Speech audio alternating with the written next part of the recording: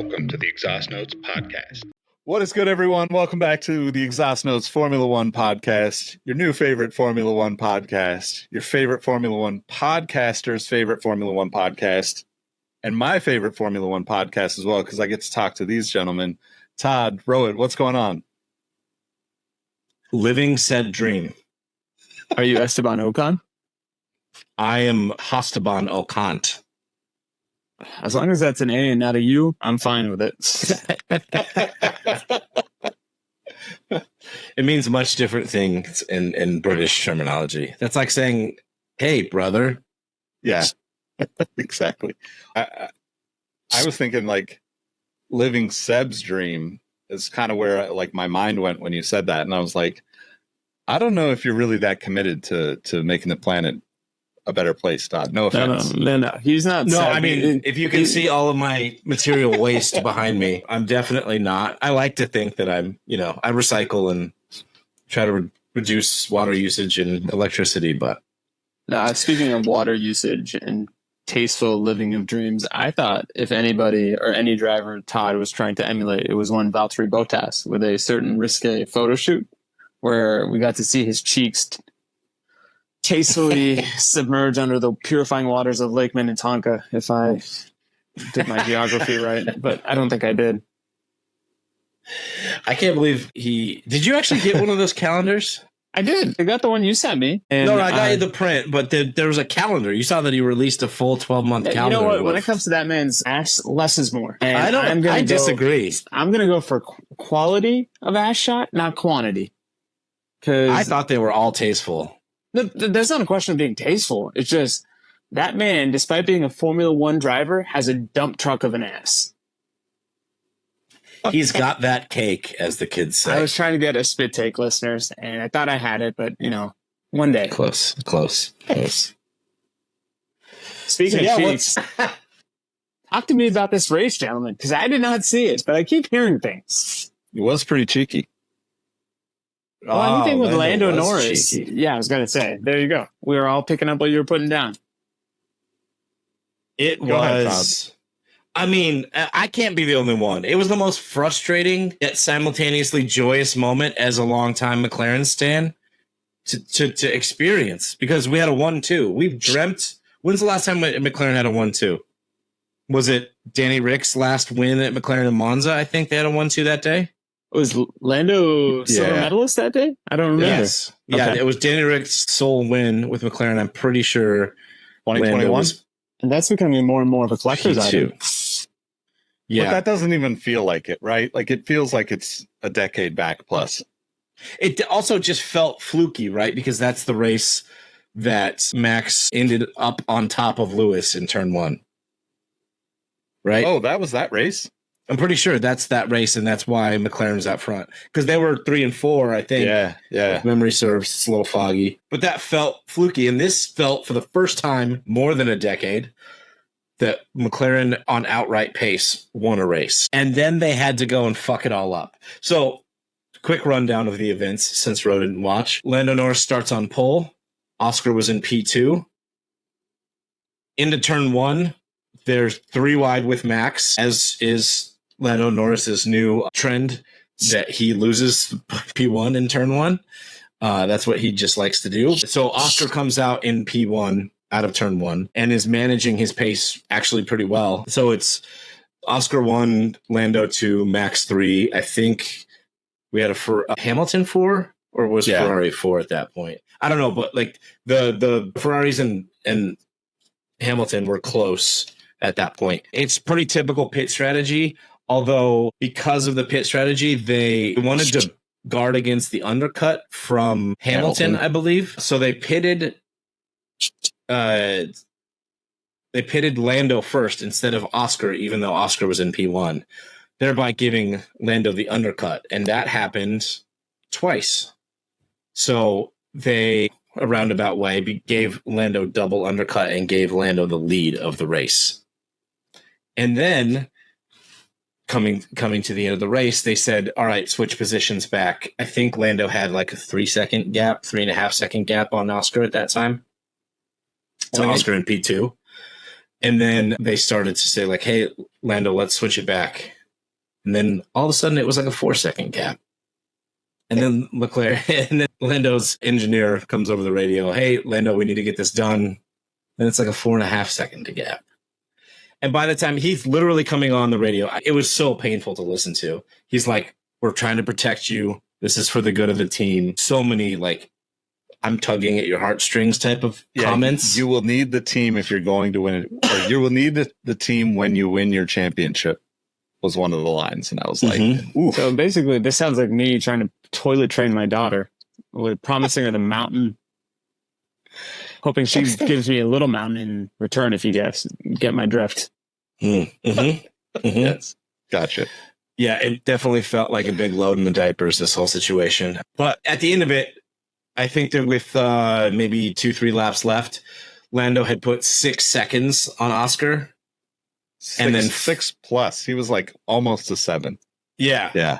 And then finally on the start-finish straight, slowed down and let him pass. And they gave it a 1-2.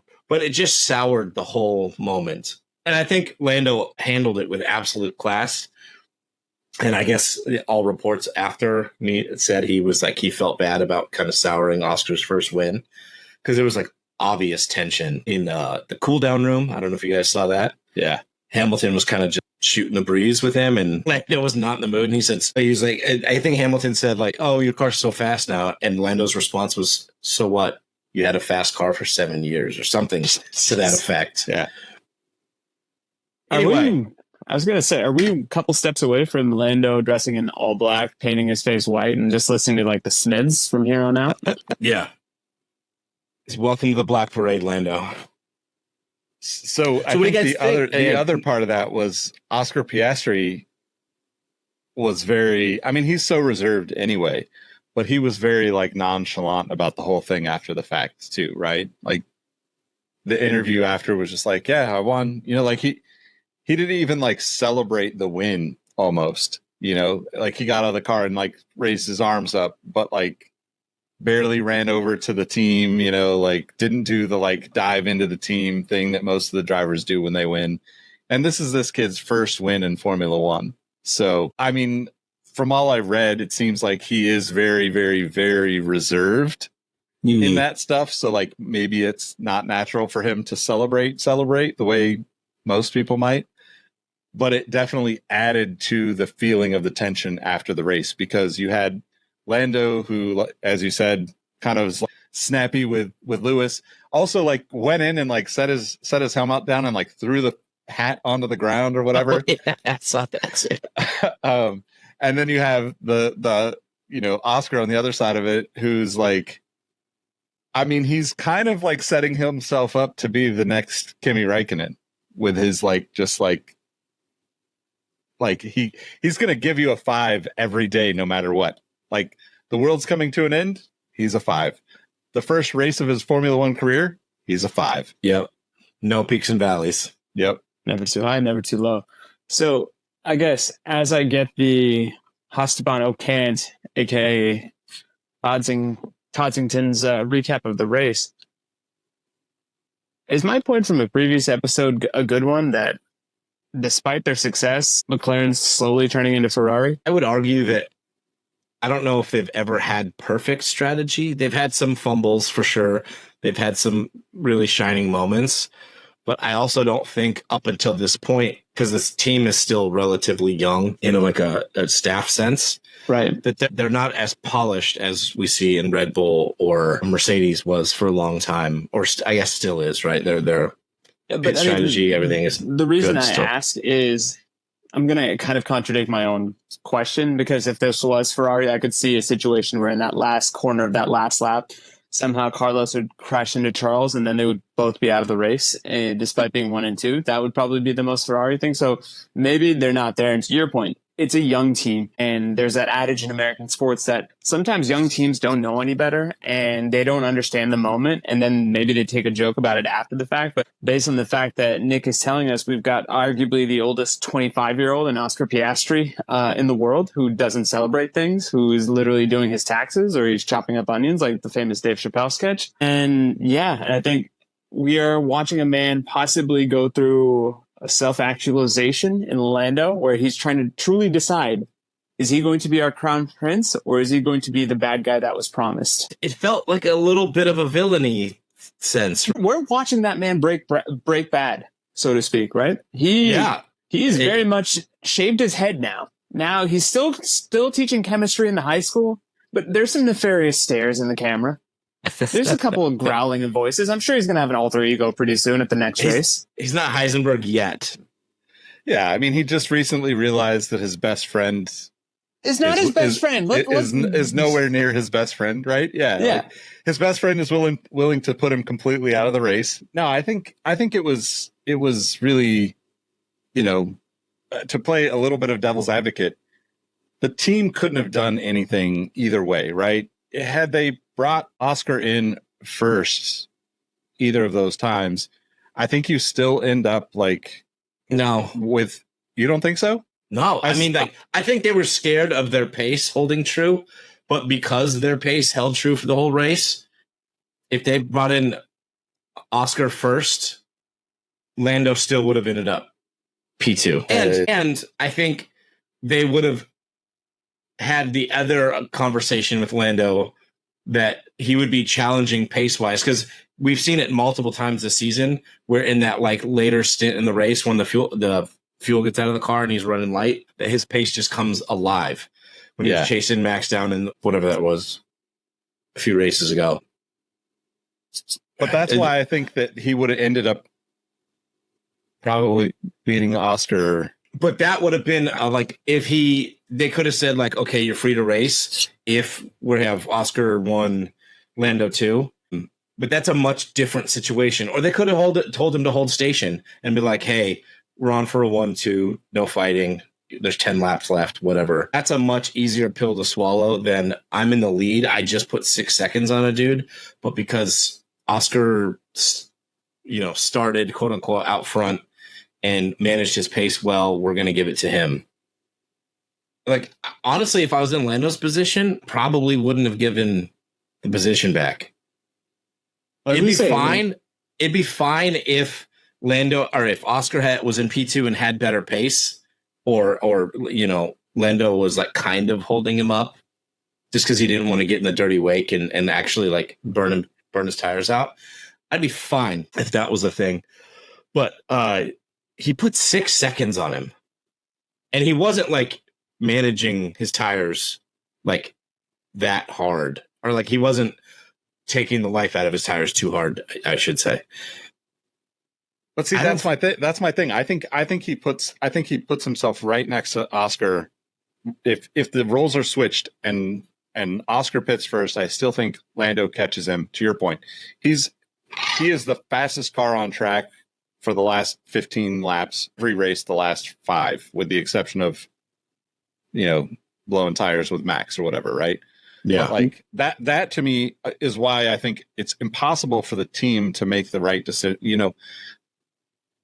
There's no easy decision for the team to make at that point. There's not, but I will say this. If the roles were reversed and, to your point, Oscar was the one that was in the Lando spot, and then in the very last lap of the race, they're asking him to pull team orders and let Lando through, McLaren would get vilified.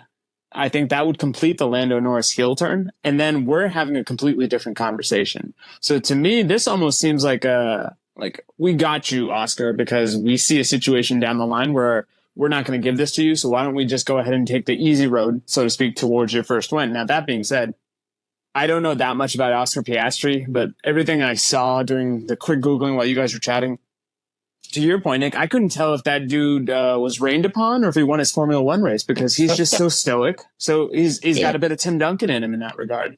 And I like that usually, but it can't feel good. And this is one of the talking points I always bring up whenever we have these episodes of these guys are known to have historically large egos. And I wonder, does he almost turn into a punchline amongst the other drivers? Because I could see the wrong driver to say to Oscar, hey, nice win, Lando. I mean, Oscar. I could see people trying to get under his skin like that, but I would say you don't want to mess with the silent types, the reserved types, the kids in the corner. If anything we can take away from the Drake versus Kendrick beef, just let the ones that disappear off into their own world be in their own world. Don't poke the bear. And I was going to say, it's funny you say this because Lando does give big Canadian energy, so to speak, the likes of which we haven't seen since Lance and Nicholas and other favorite Canadians. Go on, Todd. No, I was going to say, instead of a Tim Duncan comparison, I'd give more of a Kawhi Leonard comparison because he's like almost socially inept where he's like comes off as awkward.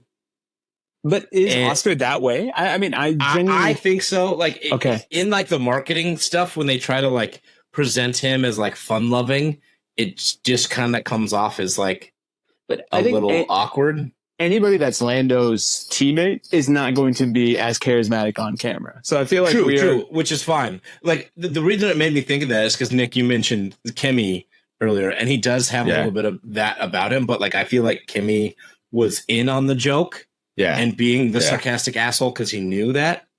Like he wanted to be like fill that void role.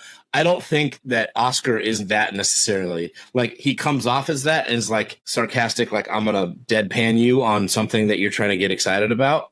So that he gives that Kimi energy in that sense, but it's more of like a Kawhi Leonard where he's like awkward and he doesn't know what to do. The thing that made me think of that is before that race, that fan ran up on him in the car and tried to give him a $5 note or whatever. Wait, say like you have to watch it. It's hilarious. Some fan, he was entering the track. Oscar rolls down the window. The guy says like, "Here's $5 to for good luck or something for the race." And he ended up keeping it because he was like so awkward he didn't know what to do. And then after the race, he said like he was in a cold plunge and holding that $5, and he was just saying like, "I guess this is like a thing now." And then he was like, "Disclaimer: no one give me money. This isn't like a thing or whatever." But he was trying to make a joke out of it, and again came off. I felt as like a little awkward, trying to be funny, kind of. Yeah. And I think the more I think about it, the Kawhi Leonard thing is probably a better comparison because the other attempts at humor, although I still kind of find it funny, was his whole parenting saga with Charles Leclerc. I thought that was pretty funny. Yeah. And I feel like that's the dry humor we kind of associate with Kawhi Leonard. So I think to your point, Todsley, that was a good shout by you where he's definitely got a little more Kawhi than Timmy in him. But it's still... Are we worried that this type of behavior is going to impact things in the long run for McLaren?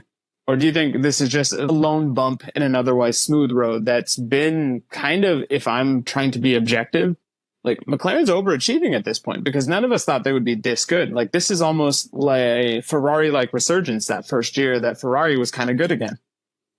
So I think that that Oscar is also awkward, socially awkward, because he hasn't had a camera in his face like this ever, right? We've all been talking about Lando for the last how many years? And the media is, I mean, most of F1 media that we see is always going to favor the British drivers. So Lando has always been like the star child we've all been waiting for collectively through this lens, right? So like even when Oscar's doing great as a driver for McLaren in the last like 6 to 10 races, we haven't really seen much of him with any real energy or emotion around it, right? Yes, he can finish second or third. It's great. Whatever you gotta, you're on the podium, you've got, points, all these things. But like, there's never been real like pressure, like focus of our energy on Oscar. So I think that ties into his kind of, it almost like elevates his awkwardness in a sense. So he's kind of learning that. Don't you think that's his by his own doing though? Like, I know it's his second year in Formula One. He's still getting used to being in the limelight, etc. But during that time, it's not like he's been, and this might sound like revisionist history, I don't think he's been doing that bad, but he has struggled in race pace generally during the races, right? So like he qualifies and he kind of stays where he is-ish. Like he's not going to fly through the field because he's been struggling on race pace kind of so far. So like he's not going to be in the limelight because he's not P2, P3 fighting for wins consistently. This is But the first. I don't think so. I think that's unfair to like kind of pigeonhole him in that sense, because if you think of like all the other people on the grid, right? Like Checo, for instance, like we're gonna talk about him. The media is gonna talk about him. Everything about him, and it's like the guy's consistently 7th to 15th place at this point. Nothing against him, but like the media goes after him because of the Max connection, blah blah blah. But again, it's almost like because he's Max, in a top team. McLaren up until this point hasn't been a top team. But like we would hear from Danny Rick in a RB car that we don't really need to hear from him. You know what I mean? Like, I just think that like you hear from Lewis on a regular basis, even if his car's terrible and he's in 7th or 8th. And I don't think you can avoid the limelight in any way in Formula One.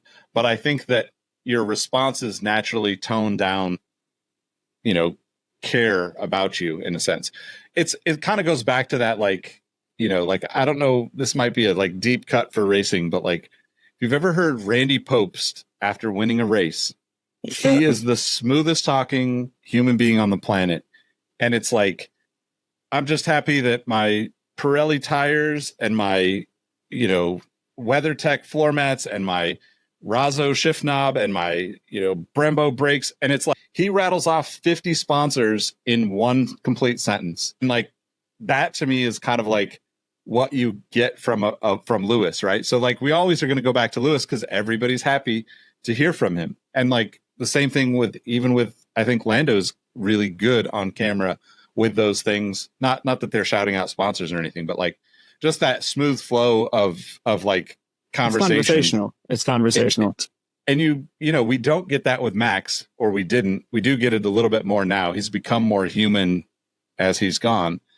But I think like with Oscar, and I'm just playing devil's advocate with this because like I obviously am a Lando fan first. I think Oscar's great, but to Rohit's question, I think you're seeing the preview of like two really great drivers in a really great car, and historically that never lasts.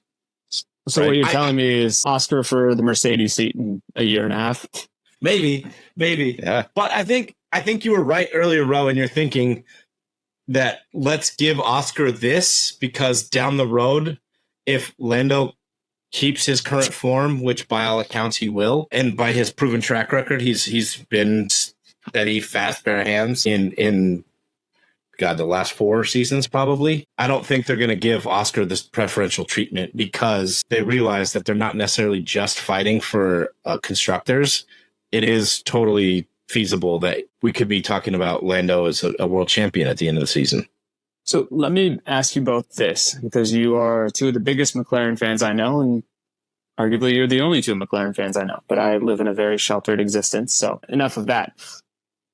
Looking at it from a totality perspective, has Oscar Piastri's career thus far been exactly what McLaren needed, or is there room for improvement? Because I think it's one of those things that when there's no aspiration, it's very easy to overachieve and do great things because there's nothing expected of you. But now he's built on what I consider to be 1.5 fairly successful seasons, all things considered, because he came in completely blind in terms of never having a prolonged Formula One career. And I think he's doing admirably well, all things considered. And it further makes Alpine look like a bunch of clowns right now because they let him slip through their fingers. But is there any other room for improvement? Because ultimately, I do put on my Red Bull prognostication glasses. If this is the way that we're expecting McLaren to operate, I joked about it earlier, but I truly don't think Oscar will be there long for this world because I think he has that ambition to be more than a Valtteri or a Checo. And I don't know if McLaren's going to give him that. I don't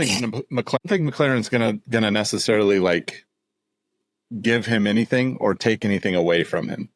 But I do think that Lando is proving to be one of the top 3 drivers week in and week out. Like I think the other thing about it is, they're both 24, 25. Lando's been racing in a Formula One car for 5 years, right? 2019, like pre-pandemic, right? Was his first seat. I mean, that's Yeah, 2019 or 2018, something like that. These guys have long careers ahead of them. So, I hope that they are competing with each other at McLaren for the next 3 to 5 years at a minimum. I don't think that there's any question that Lando is the front runner at that team. He's been there so long, he's stuck with them so long, just signed a long-term deal, nothing against Oscar, but it's kind of like, if you're the Lakers and you sign LeBron and you've still got Kobe, or if you're, the Bulls with Jordan and then you end up signing a Kobe or some other legendary player, like your first commitment is to the guy that's already been there 5 years.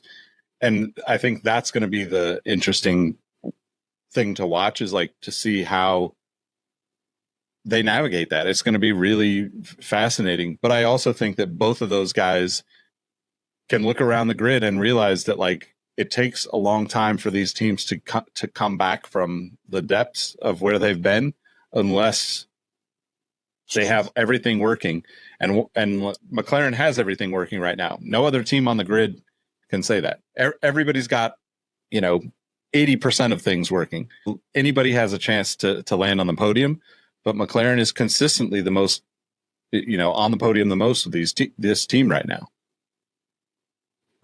Yeah, I would basically echo that. I just think it's not a problem for them yet, because Lando, like Nick said, is like one of the top drivers, and Oscar feels like he's on his way there, but he's not there yet. He's still got a few growing pain years, in a sense. Yeah. He's still got a few things to figure out: race-based tire management.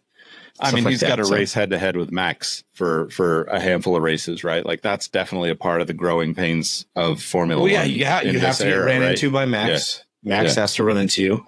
Speaking of running into people, let's talk about Max. Let's talk about Max and Lewis.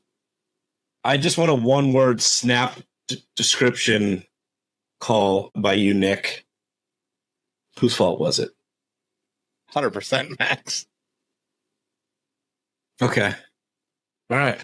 I don't think that's the answer he was looking for. No, I thought there was going to be a little wiggle room in there. I know your distaste for Max. I know your I've grown to appreciate and like Max much more this season and last season. Same. But 100%. Watch it. All you got to do is watch that replay and be like, this is like me on Gran Turismo, man. I don't got to think about anything but cutting this corner. I'm going to take that pixelated GTR and run it against the wall and just keep the throttle down. And it's not going to have a scratch. Yeah, exactly. If it's not rubbing, it's not racing, sir. Okay, so we had Max on a charge coming from P, I want to say, with Lewis in P4. No, Lewis was in P3. 4-3, yeah. And Max was on a tear, super fast at that point in the race. Come down the start-finish straight. Max lines him up on a DRS pass after several attempts. This is several laps into it. Max sends it. Lewis tries to make the corner. Max obviously isn't going to. They collide. The one thing I will say, I know Lewis was turning into the corner, but he also knew that Max was coming down the inside and didn't take any avoiding action. Like, he kept turning right. Not turning right. I would say he was sliding right a little bit. Like, I just feel like there could have been hair left hand down, and then Max overshoots the corner. Lewis still makes the corner, no contact. Max looks like the jackass, which, I still will say it's predominantly his fault. The stewards ruled that it was a racing incident, an incident, to quote Charles Leclerc. But I don't know. I just wanted to get your thoughts on it, because to me it wasn't as cut and dry as it seemed like the large majority of people. He locks up the brakes and goes straight through the corner. Like, I do agree that, like, Lewis could have given him room, but, like, why would he want to do that? Fuck that. Yeah. Like, why give anybody room that's doing that? Like, honestly, like, I think that Max 100% knows he can get away with pushing people because people are afraid of him on the track. And I understand that.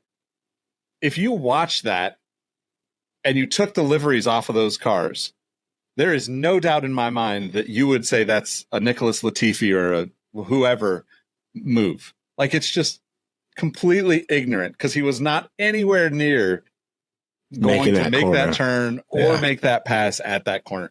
And like, that's, I think the craziest part about it. Like, I could care less about the whole Max Lewis beef and all of that stuff, but like, that just doesn't seem like Max driving the way he knows how to drive. And I think that was the other interesting piece to this is all of the conversations. And if you heard him on the radio the whole day, he was just pissy. And like, apparently he was up till 2:30 in the morning on a sim competition, you know, like, so if that's his own fault, then like, be professional. Exactly. I really think that that's the result of it. And I think it's almost like Max. It's almost like giving him an out by even looking at it and saying, well, you know, Lewis could have done this and maybe he didn't turn out, maybe he didn't give him room, because it just feels like the slide was, you know, I don't know how long it is, but it's here's the thing. I haven't seen it more than once or twice, so I can't go into whose fault is it. And I don't think I could add anything else besides what my co-hosts have already said. Do you think part of this is also Max getting frustrated because he kind of wants people to realize that, hey, I'm still the biggest, baddest asshole on this track? And while we were talking jokingly about Lando's heel turn, maybe Maximilian here is feeling kind of awkward now because, to your point, there has been this collective agreement amongst all of us that in spite of his past, his dominance is something to beholden. And we all kind of do like Max now secretly, just because of the fact that he's just clearly not put a turn wrong for what feels like a 3 to 4 year period. And maybe he's doing his best Yuki Tsunoda homage, maybe he's not. But at the same time, if what I am using, which is Nick's thing about him being up at 2:30 a.m. on the night before a race, and that's why he's pissy, I take back everything I've said about him, because here's the thing. We've all lauded him, especially this season, for being so professional, for getting it, for knowing when to be the old Max, but knowing also when to put his head down and drive. And this felt like a regression in the worst way. But he's known to do this, right? Like, this isn't the first time he's been up at like 1 or 2, 3 in the morning on sim racing on a race night. He's been doing it forever. And he usually wakes up and wins in the morning too. Like, but maybe that's the hubris of it. Like, maybe that speaks to Lando's brilliance now, because Max can no longer have these weird habits. He has to become a model professional driver again to take what was previously an afterthought, because we were all thinking about not only is he going to win the race, it's more a question of how big is the gap going to be to second. And now, lo and behold, dare we say this? Is he in a slump right now? I think that's a hot take. Yeah, is it though, considering what was his past? Because last year he almost had the car. They had the car.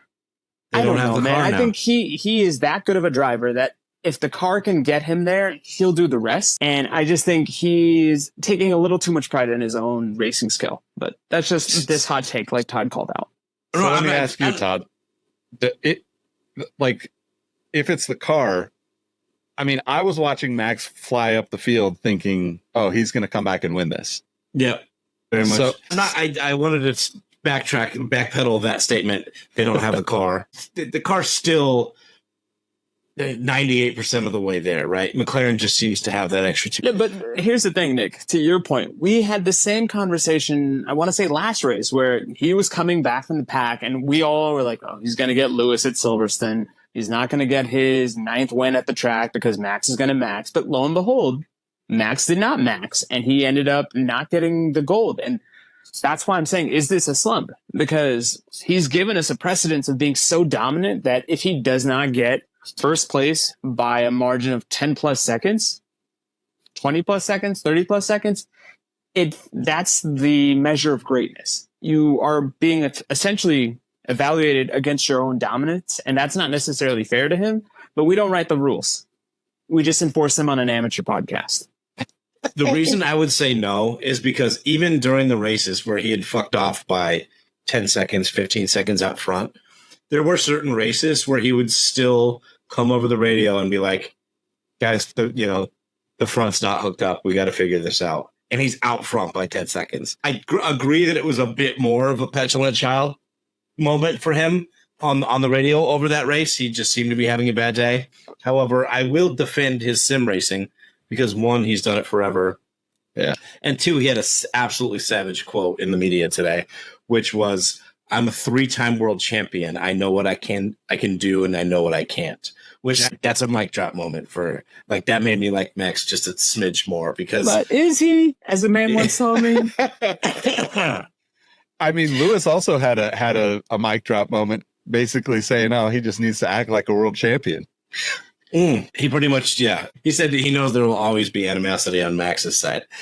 Lewis also called it a racing incident, so it is what it is, I guess, because the steward said that. But I kind of like the fact that Max is still that, like, hell or high water. I'm going for this, even though leading the world championship, and could think like, you know what, if I end up P4 here with these, that's still good points. And where did he end up? I don't even remember. Like 7 or 9, right? Yeah, something like that. Bottom of the top 10. He's still going for it, and like that's like the very Ayrton Senna mentality to say, like, if you see a gap and you don't go for it, you're no longer a racing driver. Yeah. Yeah, I respect that. I mean, I think, especially it's even more so when, Checo's so far down the grid, like you have to like the team is thinking, get the points. Yeah. Maximize everybody the points. Else, at Red Bull is thinking, just get the points. And Max is like full send into the corner. Yeah. He definitely thought he was the shit for a second. Like, I'm going to dive bomb from 3 cars back. Watch this. Yeah. Yep. Did not. We call that a heat check out in the basketball sense. Yes. Heat check for sure. Yep. All right. Let's talk about Kimi Antonelli being Rain Man. So this clip surfaced today. I think it was in it felt like a driver's briefing, to be honest. So what we had at the table was Kimi Antonelli and arguably somebody in his staff, let's say a mechanic or an engineer. And was it Ollie Behrman on the other side? Ollie Behrman. Yeah, they both race for Prema, I think, right now. Right. And who amongst us isn't at a table, whether it be a cafeteria table from our youth or at a conference table during our professional endeavors? And there was a smile on the engineer's face. And then when the camera person posed to the smiling engineer what exactly is going on, the engineer basically said, Kimi Antonelli, as we know him, the soon prince that was promised that will probably be the next dominant thing in this sport, he can remember every single lap time he's ever had. Now, on the surface, that's kind of impressive. And then here's me being a hater. He's only 16 years old. Like, there isn't that much memory in that regard. I did not see that coming. I was so blown away by this clip. He was like, I can't remember what I had for breakfast. And this kid's like, hey, I think, what was my lap time 4 years ago in Q1, this track? And he's within a tenth of it, like, every time. Definitely Rain Man. Definitely Rain Man. Definitely. I don't know how you could, hate on that. That's such an arbitrary thing to remember because, the way racing drivers work, I feel like, is they remember, the highlights of the career and they have, their lowlights and they try to learn from those. But everything else is just noise because they're only focused on the future because it's such a what have you done for me lately sport. So for him to be like, in Monaco, qualifying in F4 3 years ago, I did a 28 flat in Sector 1. The fuck? That dude has never touched a boob, guaranteed. And here's the thing. He's going to touch much better boobs than the 3 of us. So that's... Yeah. I can't even remember the intro to the podcast. Mm-hmm. Well, we've done that a few times. You're still my favorite Formula One podcaster. Yes. I appreciate that. So give a little more background on Antonelli. So obviously he won for F2, right? Was that this last year? No, he's having a crap year. This is his first year in F2. He's having an absolute crap year, but Prema as a team is kind of having a crap year. He finally got a race win, I think, last race. That was his first win of the season. but he has been, again, plagiarize Rohit here, the prince that was promised from 4. Just super overachiever. He's been in the Mercedes Academy a long time. Again, under the wing of Toto. Oh my God, this is a tangent, but I have to talk about this. I don't know if we've talked about this on the pod yet, but there's a Twitter account that literally is, did Toto talk about Max today? And it's just a totally facetious Twitter account that I'll just read the last one because I posted it in the Discord. Small plug there. Go join the Discord because it's a lot of fun. He's a professional, ladies and gentlemen. Where was it? It's too far. It's okay. While Todd is going, just to kind of give a one-on-one on Kimi Antonelli. Oh, there it is. For all intents and purposes, he is going to be the second driver in Mercedes. And it's something to be a Formula One driver, but to get that particular seat as a 16-year-old is quite startling, to say the least. And speaking of startling, what did Toto say about Max this most recent time, Todd? So all of these are posed as an announcement in the media. So it's like a quote of him supposedly in an interview. And this is Toto on the scrutiny around Max's sim racing. Quote, maybe they're just not giving him a good bed, so he doesn't want to sleep. Max, if you're listening, I will buy you the most expensive bed. I'll even let you stay in my basement. This whole Twitter account is ridiculous, and all of the quotes are like that. Please go check it out. It is Toto, at Toto Wolf on Twitter or X, whatever. And I think the Wolf, the zero in Wolf, or the O in Wolf is a 0. Oh, so it's meant to be Toto Wolf, similar to all those Shane's and Woj's accounts. Mm-hmm. Yeah. I mean, the way I look at it, go ahead, Nick. Go ahead. No, I was just going to say this. If I'm Toto, why not? Because, I mean, these rumors of him leaving Red Bull are not going away, and they're at times getting louder. It got rumored heavily again after Max's petulant race. How many Formula One staffers, team staffers, have burner accounts that they try to lure other people with? I'm not saying that account is run by Toto Wolff, but I'm just saying we don't know that it's Susie not. Wolf, maybe? So Toto isn't that funny. Toto, it couldn't be that unserious about himself. Yeah, but I mean, but that's why you have a burner account on Twitter. Because if you could be funny, but you just don't want to ruin your brand. Here's the thing. If I'm getting a social media intern for whatever company I am running in this hypothetical situation, one of my skills that I'm going to ask these social media interns is, what's your ability to create a burner account and keep that as a burner account and like keep hidden? Because the longer you can do that, the higher the likelihood I'm going to hire you. But then on the other side, if you get caught, I'm going to wash my hands so clean of you and your digital wrongdoings. Yeah, I don't know. I think burner accounts definitely exist, but I would say it's mechanics and the like, they call all the marketing or like social media people in F1, they just all call them admin. Yeah. So I would guess that it's those folks that have burner accounts. Because there's some ridiculous stuff out there, and that's one of the best. Yeah, honestly, the Red Bull account on Threads is very entertaining. Whoever he, she, they behind that account is one of my favorite accounts on Threads because they're just off the dome witty. Have a riz, as the kids would say.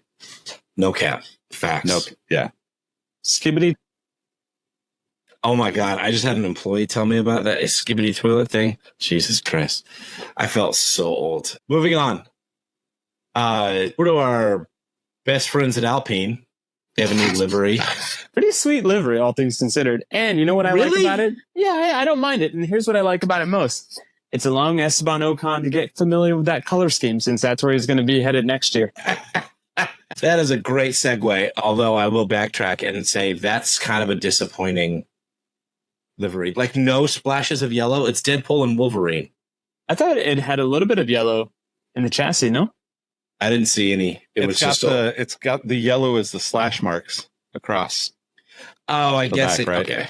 And like Pierre Gasly's got a Wolverine helmet to match SD Bestie's Deadpool helmet. Do they really? Yeah. I didn't see the helmets. Nice. Yeah. Also, I love me some over-the-top commercialized racing, you know? What were you thinking? Well, I was actually thinking about Lando's helmet from last race, which I'll just mention quickly was the trophy that he broke the year before. he broke Max's trophy, and so he painted his helmet of the trophy he broke, and it was amazing. That he had the company that made the trophy do it, right? I think so, yeah. Or the artist that painted those vases. Anyway, it was amazing. But what was I going to say on Alpine? Do you think they're going to have some sort of like tie-in Ryan Reynolds at the race? What's the over-under on the cameo there? Or some serious camera time from Ryan Reynolds at Spa? I don't think we're going to see him because I think right now they're probably in the middle of the press run. And with that movie debuting tomorrow on Friday, the 26th, listeners, because that's when we're recording right now on the 25th, I don't think he would do that. Now, if this was an off week, maybe, but I would gladly be proven wrong because I do think he's kind of the shot in the arm they need because he almost doesn't need to be there because for all intents and purposes, what are they going to get? 14th and 13th, best case scenario? I feel like it would be a good way to market it, right? An interesting way. It would have him show up as Deadpool to an F1 race. If he could be on freak everyone out. Driver radio. Starting grid? And yeah, no, not well, that too. But I was just saying, if he was the voice of Alpine during that race, so he could handle whatever petulant Frenchness Esteban and Pierre have for him, then that would be funny. That would be pretty good. 100% think he's showing up at the race. I think there's no way that you invest in a Formula One team and have, I don't know, the world's most popular movie in the moment and are a part of both of them and don't connect them by showing up. Obviously, the deal with Alpine happened because of his investment, right? It's just like how smart is that he got a studio to pay for branding on that race, so he didn't drop a dime on that investment. Yeah, he just is solidifying his own investment in the team. Yep, very, very smart. I mean, if you've watched any of the Wrexham series on FX, he's very intelligent in the way that he goes about all these partnerships and managing all of this stuff. I think it's going to be. I think we're going to see a lot of Ryan Reynolds in sports over the next couple of decades. Yeah, he's already a billionaire. And he's handsome. His wife's great. He touched boobs. Let's talk about someone else who probably hasn't touched boobs. Esteban Ocon. First of all, look at his girlfriend. Since you're senior girlfriend correspondent of the show. I am the official WAG judger of the show, which actually has a new meaning for that acronym. Weak ankles, Greg. Shout out, Greg. Esteban Ocon to Haas. I'm going to give you the floor, Ro. Go ahead. No, I mean, he's a race winner. Rostradamus, thank you. He's a race winner. He finally gets to be the number one unconditional on a team. And I think Haas is essentially cutting costs in a way because I do think he's probably one of the cheaper drivers to get on the grid. Now, that being said, early returns are good because Haas seems to have figured something out about this car, because I think one of the most important and impressive things that none of us have discussed in this episode was, didn't Nico Hülkenberg get in this? Did he really? No, wasn't that that was a week before, wasn't it? I thought, what did he get? I thought he was inside the top 10. Let's check it out. As Todd is checking, and thank you, Todd. I mean, it's not necessarily that. Even the last race, Haas has been in the points, which is saying something. And now, that being said, I think they may have also committed a bit of a faux pas because Nico Hülkenberg is kind of showing that, hey, I never should have taken that break from Formula One because he's been doing pretty well. I think this is good because if you are giving me the option of staying at Alpine, which arguably has the worst car on the grid, or go to Haas next year, which seems to be a performing bottom middle class team, I'd do that in a heartbeat. And I think Esti Besti is proving a certain race awareness and racecraft and guile that we don't necessarily associate with him because his reputation amongst a lot of casual fans is, oh, he crashes into people. He's a bad teammate. He does this. Deservedly so. And that's okay, man. He's going to be the new number one driver, and I think he's going to have a better year than Pierre Gasly next year, easily. Yeah, I could totally see that. They were 13th and 15th in Haas last race. Okay. Am I just misremembering that? Previous race, I think it was right? Previous race. And how many points does Haas have if you're still there? I am. Yeah, Hülkenberg was 6th. Magnussen was 12th at the British Grand Prix. Haas is in 7th in the constructors. That's not bad. Almost triple Haas's points. And they were Alpine's points. They were 6th place and 8th place respectively in Austria the race before. So yeah, they've been really showing up. So, I mean, I think for me, that kind of clears it. And I think if I had to put my prognostication glasses on, if I'm Haas, maybe I'm trying to, and this is going to be sacrilegious to the two McLaren fans that I do a podcast with, but maybe they're looking into the McLaren model where you have a quote unquote established driver. And I'll be the first to admit that as much as I love Esty Bestie, he's not on the level of Lando. But then I like this pairing ideology of having an established racing presence followed by a young guy, and then just letting them race and seeing what happens. And I think it's going to be good.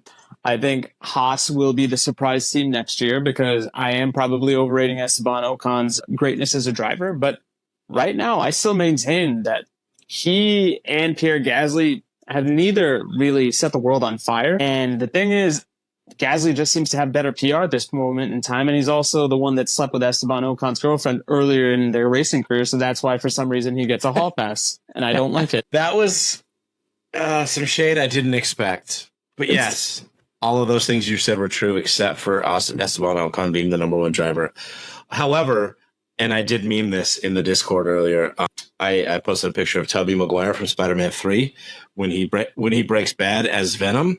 And he's saying like, "Oh, you're gonna cry," and I put that in the frame as Ocon to Behrman is the first time after the first time he runs into him. First of all, I swear I heard you say Tubby Maguire, and I was like, "Is there a fat Tobey Maguire account that we need to?" Yeah, that'd be Tubby Maguire's the F1 fan. Go on. Well, I think that's really what's going to happen. I do think Behrman has the talent. I think Esteban will start out as the number one. But I hope that Ollie Behrman has the spine to like, all right, we'll put it out on the track, and I'm not going to back down from your obvious attempts to run into me. And I think we'll see some clashes, and that'll be dealt with internally quickly. If only Gunther was still there. Oh, God. I miss you, Gunther. But I think we'll see by the end of next year that Ocon is no longer the number one there, and he's on the backside of his career, just because I think he's peaked. Okay, then that's fair. The other thing I will say though is to your point, Todd, if that situation comes to fruition, there's few drivers that it would be as bad, because to your point, if you're putting Behrman and Ocon as your race 2 for the next year, and let's say things go as you say and Behrman retires him, so to speak, that's not necessarily going to be that bad of a thing, all things considered, because I could think of other drivers that are in that Ocon spot that would really be a crushing blow to them, as well as the fact that that's their career in Formula One. For whatever reason, I think Ocon just has a certain Teflonness to him because of the fact that he does not mince words with people. He tends not to get along with people. And for whatever reason, that seems to retain you within that sport, so to speak. Because I'll make this comparison because I don't think I've heard it anywhere else. If we were doing a blind race car driver description, a lot of the language that we're using around Esteban Ocon, correct me if I'm wrong, we previously used with one Kevin Magnussen. Maybe. Yeah. I mean, I don't know if we could talk about it in the same ways, because Magnussen is always just been a steady pair of hands, and Ocon has had the peaks. Yeah, but what I'm saying more along the lines is, if you asked me to describe Magnussen in one word, it's aggressive. It's not necessarily knowing his elbows place. Out type elbows racing, out. Yeah. I have every right to this race. Talent, quote unquote, be damned. And it's one of those things that I'm a relatively new watcher. I'm not the institution that my two partners are here. But at the same time, a lot of that language, a lot of that imagery is something I also associate with Ocon, because he's had problems, what feels like half the grid, if not more. And granted, we've not had the demonstrative suck my balls in a French accent from Pierre Gasly or anybody like that. But I'm sure there's a lot of people privately that would love for Esteban to suck on some nuts. And I'm not talking about legumes or pine nuts. Sorry, legume is not a nut. I'm just going to take 5 minutes and just think about what I've said. It's okay. You can still say suck beans and it still works. Oh, thank you. Yeah, no, that's a good point. Like, the worst case scenario for Haas is that maintain professionalism, Nick. Behrman tells Ocon to suck his bag, and they get us a young future F1 star out of it. So I agree with you. It's not a terrible move, but if they're trying to develop Behrman and he's getting run off the track by Ocon, that could be a detriment to them. I still don't like I don't like it from like a marketing perspective. Like, cheese eating surrender pony on an American team. It's cheesy to surrendering monkey. Thank you. Whatever. Nick, go before. Cheesy. Yeah. I mean, I think Rohit spot on. I think, like the next year or two, Ocon will be, battling for points every race. He's going to outperform, Rosberg and Magnussen, in my opinion. But I don't think I think he's still probably in Formula One for another 4 or 5 years. Like, I think that he's only 27, right? So yeah, something along those lines, and a race winner. I mean, the thing I also always talk about with Haas, at least what it feels like to me recently, is they continually look like an outfit that is trying to cut costs in every single way, because inevitably I do think they're not necessarily long for this world. And I think it's one of those things that your free agent acquisition tells me a lot about how you view yourself internally. And there's a lot of drivers on the grid right now that they could have floated that seat to.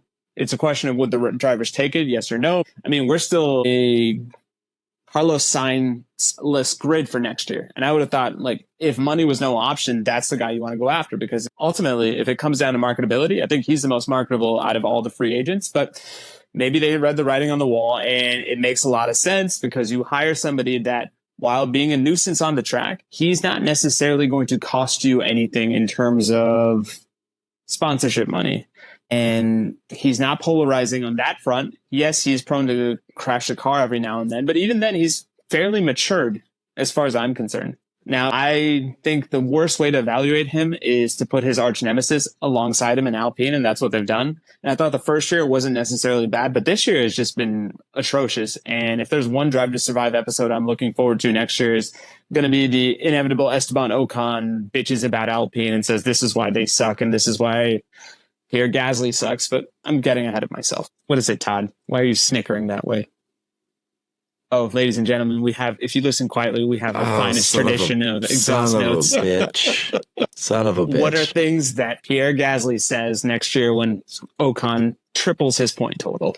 Sacre bleu. I just butchered that. No, you brought up Sainz, and I wanted to maybe we could finish off by talking about him, because it seems that he was the pin to let all the other dominoes fall, and he's, you'll be on terms with this, but have worked himself into a shoot, as they say in the wrestling world. You got some cheap heat right there. Yeah.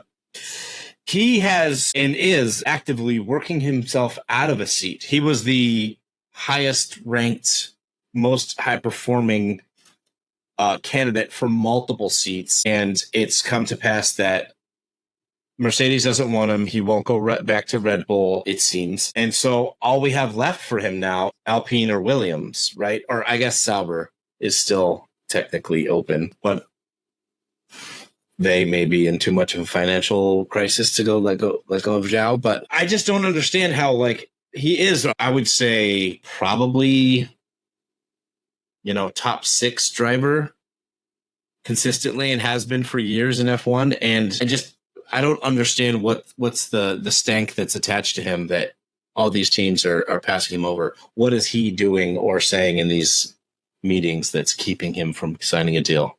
I mean, what's even left? What options does he even have at this point? I'll run it out real quick. So we have 1 seat at Mercedes. Mm-hmm. We potentially have 1 seat at Red Bull, which we didn't actually even touch on, but this race could mean big things for that seat. We have 1 seat at Alpine. We have 1 seat at Williams. We have 1 seat at Sauber. And we technically kind of have a seat at... It doesn't make any sense for him to be not in a seat yet, in my opinion. Take whatever Mercedes or Red Bull is offering and say, yes, sir, may I have another? Why wouldn't you do that? If you're investing in yourself, you believe in your talent, you're going for... But World Championships. Let's look at it from a seat-to-seat perspective, right? VCarb, no chance in hell, just because I think that seat is beneath him, whether he wants to acknowledge it or not. And do think at times these guys have to protect their own image, because as much as I hate saying this to 2 Danny Rick fans, the back half of Danny Rick's career has not necessarily been good. And the reason why I think it's not necessarily been that good is he is thirsty for a seat, and he will literally go anywhere. that's okay when you're at the top of your skill set and you can get results out of an inferior car, like he did that first couple of years at Renault, but no chance for VCarb. Now, my hot take is I think things are going to get a hell of a lot worse for Red Bull, and I have this sneaking suspicion that he is going to be the Red Bull driver next year. It's just, that's the one thing that makes sense to me, because the other thing is, if I was him, I would go after that Mercedes seat, but we've already talked about it a little bit indirectly, but that seems to be Rainbow's seat to lose. Okay, well, that's a nickname that's going to stick. No, I mean, like, you mentioned the VCarb and Red Bull seats. That's something we didn't even talk about. By all accounts, unless Sergio Perez basically drives from 20th to 1st and prove that he is that man that dude. They signed, that dude.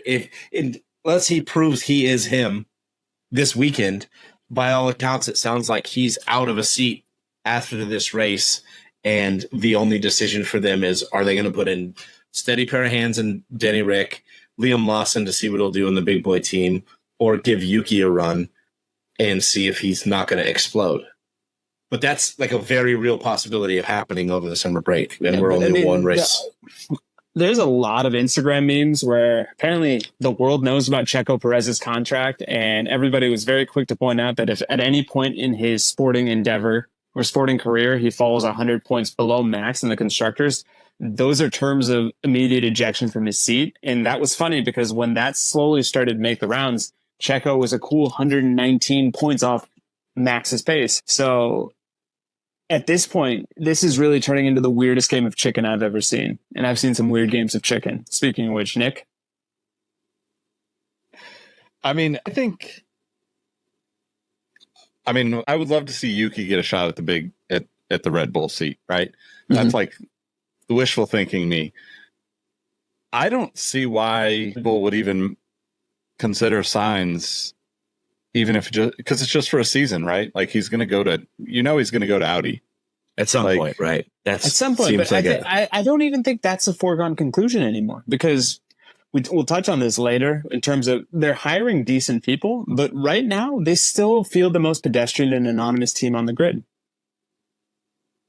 Well, okay, so let's just get into the Audi conversation and kind of mix this up, right? Because Audi just came out that Matteo Binotto's going to be at Audi. He obviously worked with Sainz previously at Ferrari. I'm drawing a blank. Who else? Who's the other Audi? The gentleman that Todd talked about builds good teams. Yeah. Andreas Seidel. Andreas Seidel, yeah. Ex McLaren. He's out now. He's out?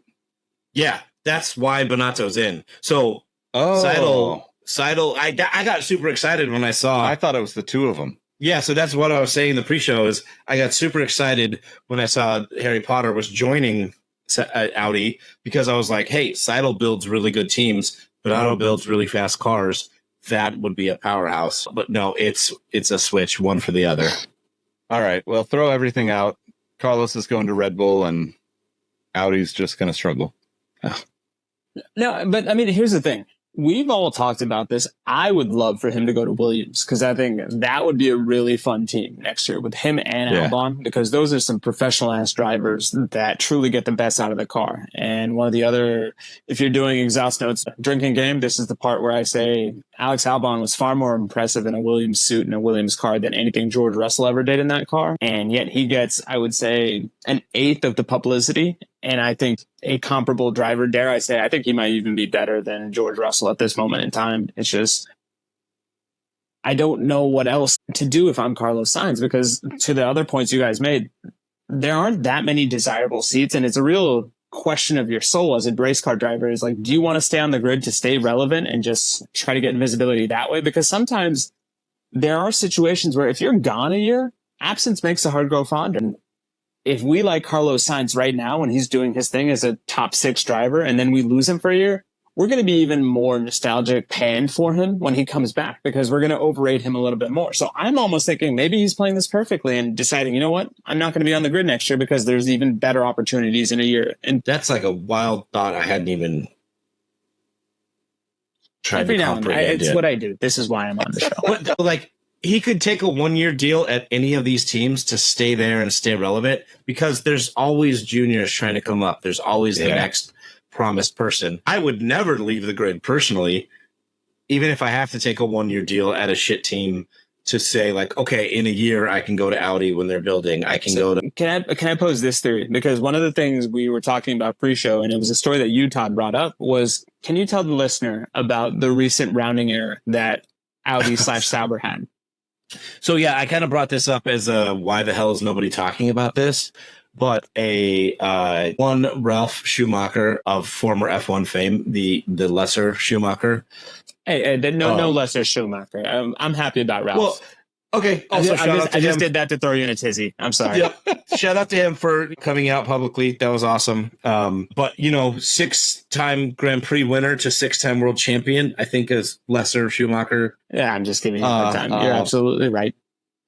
He was talking to Sky Germany. There's a really fucked up Michael Schumacher accident joke right there on the wings. That Don't you do it, Nick. On. Nick, you're supposed to be the voice of purity on this podcast. Jesus. All right. I said we wanted to be a little more risque. You just take the wheel. Take the wheel from Todd and steer us back to... Making the lesser Schumacher joke into a car crash joke or skiing accident. Sky Point, Sonny Bono. More like Sonny Ono. Okay. Oh, Jesus Christ. You wanted to do there this? We devolved. There. Which, by the way, speaking of wrestling, that was a valet in WCW in the late 90s. Sonny Ono. As you can tell, listener, it's getting late. Ralph Schumacher was talking to Sky Germany, and I don't know why he has the inside scoop on Audi.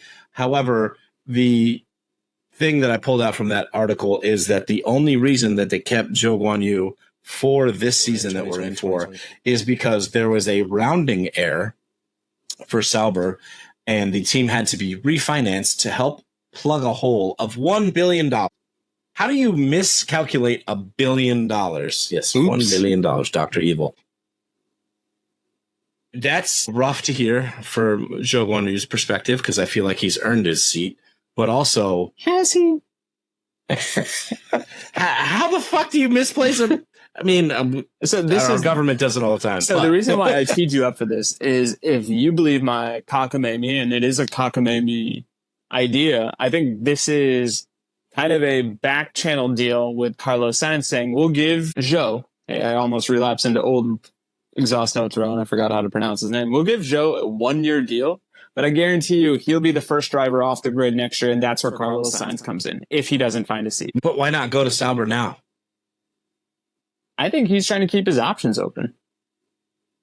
But again, he's taking a year off. 2026 is when Audi or Sauber officially becomes Audi. Here's the thing. What are realistic expectations for Saudi? Wow. Sauber / Audi. Let's just call him the Saudi car. What are the expectations for Audi in their first year? Absolutely nothing, right? Like, are we expecting them to break 20 points, let's say? I could see, because it's a big regulation change also. And they're going to be a factory team. They're bringing their own, at least I think they're bringing their own engine to the first go-round. But are they in 26 or are they in 25? Because I thought the branding starts next year. No, I think the branding is, they're going to be the Kick, McDonald's, Cactus Jack, whatever, next year still. For some reason I thought they were Audi next year, because that's the other reason why. I think he doesn't want that first year stink on him, I would assume. But like I said, that's just one cockamamie young Indian man trying to make sense of this racing world around him. Yeah, by all accounts, I think it's Audi comes in 2026 when the regulations reset and the engines. But then, even then, maybe he wants to come in alongside that, get that new car smell, so to speak. As opposed to, why wouldn't you want to get in and work with the team?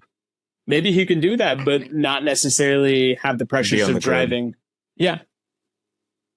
Like I said, I don't know. I can be a douchey devil's advocate guy, but to me, something seems to be missing, because I think he's far too talented to not be on the grid like all of us think, but I can't see him going to any other team except for Red Bull or if Mercedes. But for all intents and purposes, we know Mercedes is going to be the George and Kimi show going forward.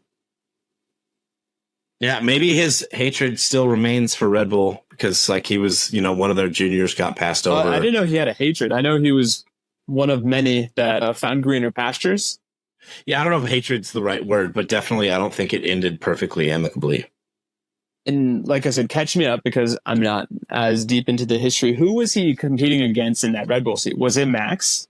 No, it was originally DR and Carlos in Toro Rosso.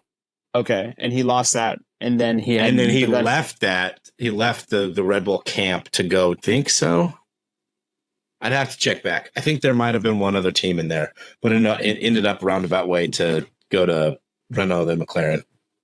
Yeah, but in a weird way, Danny Rick's been following Carlos Sainz, ironically, because Sainz went to Renault first, then he went to McLaren, and Sainz did the same thing. Or Ricardo kind of followed his suit, went to Renault and then McLaren, and each time we think Sainz was the better driver in both stints. Yeah. Weirdly enough, apparently there's a trail between Ocon and Hülkenberg. Yes. Every time Hülkenberg leaves the team, Ocon joins it. And that's happened for 3 or 4 times now. I mean, that kind of brings up the biggest, like, never talked about question in Formula One is, like, I know that all of these guys are, like, egotistical maniacs, right? You have to be a Formula One driver. We've discussed that at length. But I think if you look at, like, Danny Rick, for instance, let's say he gets out of his own way and he sticks with McLaren for 2 seasons. Mm-hmm. I don't think Oscar Piastri is even in the conversation right now. And I think Danny Rick is in the at least top 8 drivers with that car. I think that his skill is still there, and we could argue like maybe he's fallen off, but like if he holds on to that and sticks with the team for a little bit longer, the team is developing and he's watching it grow and he's helping it, like it's like these 2 things move simultaneously towards the goal. But then he walks away from it and the car still moves and the team still moves like forward. It seems like a lot of these guys forget that like bouncing around doesn't really help them. Like I can't think of one guy that was like, 1 season here, 1 season there, 2 seasons there, where as crazy as it sounds, Lando is going to win a championship at McLaren for sticking with them for 5 or 6 years. Max ultimately gets the same thing by being at Red Bull. Lewis did the same previously. Yeah. Well, I would argue that Lewis is the one example that you're looking for because he won a world championship with McLaren, left McLaren, and everyone called him crazy. And then the next era of regulations is when Mercedes started to dominate. But he was with McLaren for multiple years. Yeah. That's what I'm saying. Like, I think that he joined. It's a little different there, though, because he joined when McLaren was already on the way up or near the peak. I think it was 2007, I want to say. And then he won his first championship in 08. I think. 08? I thought it was a little bit past that. Wait, no, Fernando was 08. No, because Lewis didn't win until the end of the Vettel era. I think Fernando was 07 and Lewis is 08. We need a statistician. I think next year we'll see if it's in the budget. We'll just borrow from Audi's deficit. Maybe we can get one new show. Yeah. So I don't know, but like I understand your point, Nick. Like the greener pastures thing seems to have been a thing for probably the last 2 decades in Formula One, and there's very few times it's worked out. I don't know if Danny Rick could have gotten out of his own head. I also agree he probably still has pace, but it's something going on mentally for him. And it's continued in the V-Carb era that is so emotionally damning that Rohit had to throw his computer. That's what I do. Only you can make me do that, Todd. Never forget. So going back to the Sainz to Audi thing real quick. Another Saudi, right? Saudi to Saudi. That's what we're talking about. Basically, next season, Sauber, whatever. Kickstarter. Yeah, Joe and Bottas still? No, and then Joe and Hülkenberg. Well, they still have one seat open. So it's Hülkenberg because he went in to go. He has previous experience he went there because he had previous experience working with Andreas Seidel on the World Endurance Car stuff. Right. When he took that break from F1. But the other seat isn't confirmed yet. So Joe's not a lock for that. Oh, okay. So then Sainz could go there and just start building the team. That seems like the most logical choice then, right? Yeah. Like, not in a, if you get your ego out of the way, you're going to be here eventually. Just go start now and be a season ahead of the rest of these teams, in a sense. Or at least get yourself embedded, used to working with your engineers, used to working with your strategy team. Like, the groundwork is all there, like framework wise, of people. Go get those relationships established and see how they operate during a race. Because that's like the real life experience thing, on the job experience. You're not going to get that sitting on the sidelines talking to these people. Yeah. Yeah. Maybe he's a reserve driver. Maybe we're clearly overthinking all of this. Reserve driver to Hulk and Guozhan Yu. Wow. Hey. You've infected me. That's what friendship is. Yep. It's an infection of mispronunciations. So then, where does Bottas go in your hypothetical before we leave this episode? He's got to go to Williams. Like, I don't see a reason for... I've always sung his praises about being good at working with a team, car development stuff. But, like, I don't think that they need that necessarily, because they're working towards the other project now. They've got the side piece. So, like, go back to Williams. Finish right off from the sunset in Williams where you started. Try to build that side team. piece joins the side piece. I like it. Yeah, I agree. I think that's most logical, but I don't know. All right. Last moments of race predictions. Max is taking an engine penalty. So I'll go. It's another McLaren 1-2. Lando on top this time, followed by a P3 with Checo, and it's still not enough to save the seat. Oof. Honestly, I'd like to see that. Well, I like to see Checo keep his seat. Savage.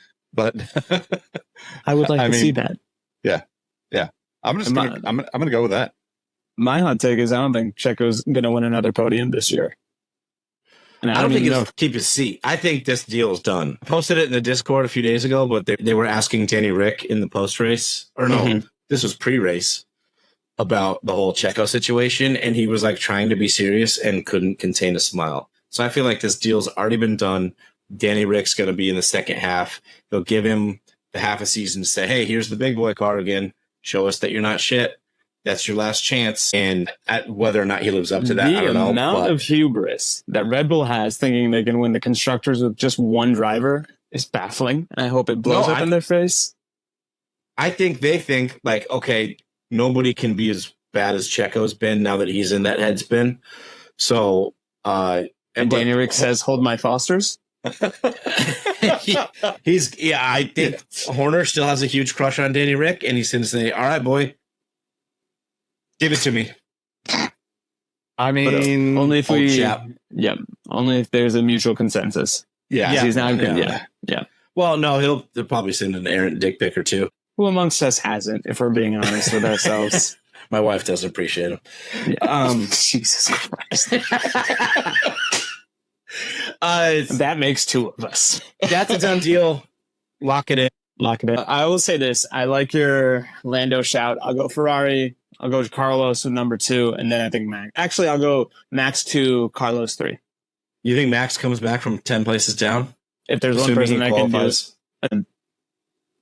I think so too. I'm gonna go Lando, Oscar, and Lewis. I think run it back. Yeah, I think run it back and swap places like a good obedient team member, you know? If we had a good stats person, I would love to know when was the last time we would see an exact repeat of podium winners? Because I feel like it's got to be during the Ham-Bot-Ver era. Yeah. Yep. Okay. All right. Should we end it? I think so. Should we just do it? Should we cry? Let's do it. All right. Some sort of tears for Yuki missing out on the Red Bull seat, but that's for another episode. We salute you, young Pokemon. I feel this. This is what Red Bull should do. They should just have a mystery driver and they just change it up every race. The Stig. Yeah. Just bring in the Stig. Why not just go Hunger Games? Take him to some remote location. Whoever makes it back to the track first gets the seat. Checo included. I mean, that does seem pretty on par for the rest of Red Bull's content strategy outside of Formula One. Like, they do the wildest, craziest shit on the internet most of the time. Mhm. So, Speaking of wild, wacky shit, you can find me on Instagram at RoadM13, on Twitter /X at Roheezy, on OnlyFans as the Punjabi Pickle Tickler. Todd, where can they find you? Find me on Instagram at dadshoe.jpg, on Twitter dadshoe_jpg, threads dadshoe.jpg. I don't know. Find me in the Discord, dadshoe. And a pickleball court near you. That's yes. right.